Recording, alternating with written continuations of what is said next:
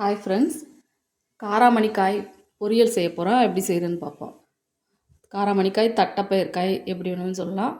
அது பொரியல் செய்ய போகிறேன். எப்படி செய்கிறேன்னு பார்ப்போம். நறுக்கி கழுவி வச்சுருக்கேன்.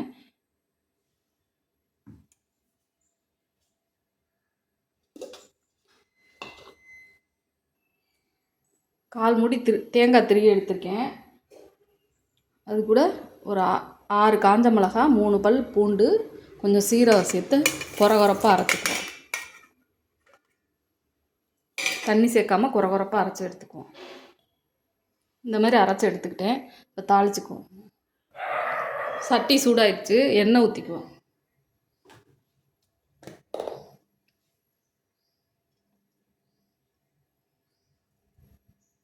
எண்ணெய் சூடாகட்டும்.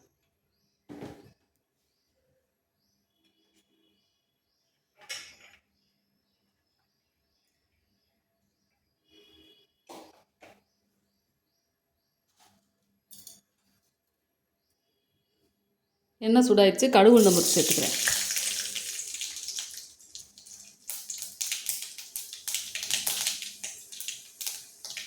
ஒரு பெரிய சைஸ் வெங்காயம், கருவேப்பிலை வச்சுருக்கேன், அதை போட்டுக்கிறேன்.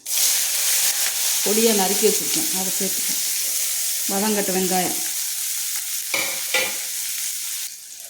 வெங்காயம் ரொம்ப நேரம் வதங்கணும்னு அவசியம் இல்லை, இந்தளவுக்கு வதங்கினா போதும்.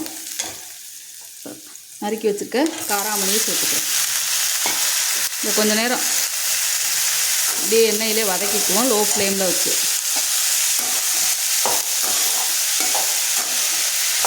இந்த காயில் நிறைய சத்து இருக்குது. இது எப்போ கிடச்சாலும் வாங்கி செஞ்சு சாப்பிட்லாம், நல்லது உடம்புக்கு ரொம்ப. இந்த மாதிரி செஞ்சால் சாப்பிடாதவங்க கூட சாப்பிட்ருவாங்க. கொஞ்சம் நேரம் வதங்கட்டும்.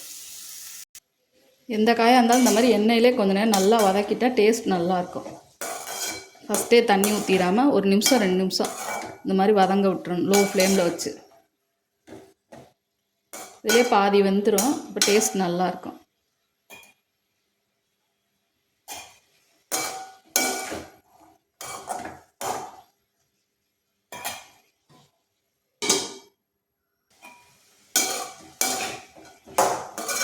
ஒரு 2 நிமிஷம் வதங்கிடுச்சு. 1/4 ஸ்பூன் மஞ்சள் பொடி சேர்த்துக்கிறேன்.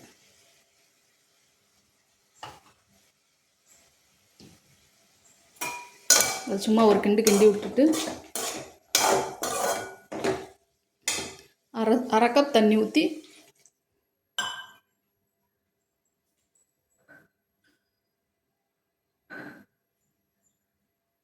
உப்பு தேவையான அளவு சேர்த்துக்குவோம். லோ ஃப்ளேம்லேயே வச்சு அப்படியே வேகட்டும். அப்பப்போ எடுத்து கிண்டி விட்டுக்குவோம். மூடி வச்சுருவோம். அப்பப்போ எடுத்து கிண்டி விட்டுக்கணும். நல்லா வெந்துருச்சு காய். அரைச்சி வச்சுருக்கத சேர்த்துக்குவோம். அரைக்கும் போதே நல்லா வாசமாக இருக்குது.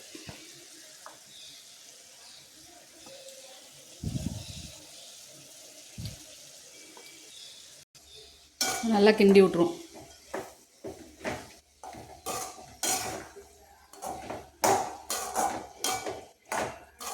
நல்லா காய் வெந்ததுக்கப்புறம் இதை போடணும்.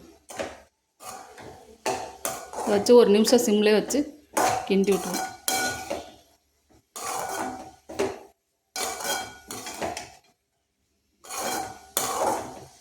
மிளகா காரத்துக்கு ஏற்ற மாதிரி, உங்களுக்கு ஏற்ற மாதிரி போட்டுக்கோங்க, கூட குறைய போட்டுக்கோங்க. அங்கே ரெடி ஆயிடுச்சு. காராமணி பொரியல் ரெடி ஆயிடுச்சு. இது சாம்பார் சாதம், ரச சாதம், சூப்பு, தயிர் சாதம் எல்லாத்துக்கும் நல்ல காம்பினேஷனாக இருக்கும். இதே மாதிரி நீங்கள் செஞ்சு பாருங்கள். இந்த வீடியோ பிடிச்சா லைக் பண்ணுங்கள், ஷேர் பண்ணுங்கள், சப்ஸ்கிரைப் பண்ணுங்கள்.